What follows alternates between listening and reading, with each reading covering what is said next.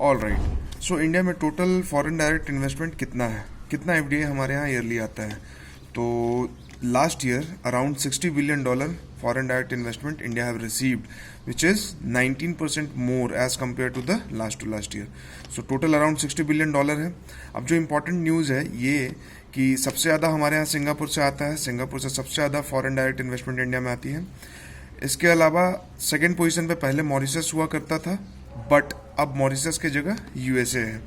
USA is the second largest source of FDI into India.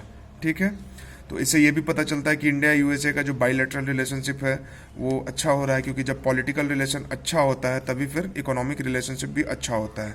Second, जो हम इससे insight ले सकते हैं कि मॉरिशस को लेके एक बहुत जो इशू चलता है कि राउंड ट्रिपिंग होती है और करप्ट मनीज को यहाँ से राउंड ट्रिपिंग करके और ब्लैक मनी को, करप्ट मनी को इन्वेस्ट किया जाता है इंडिया में या फिर किसी और भी कंट्री में. तो ये एक इशू है.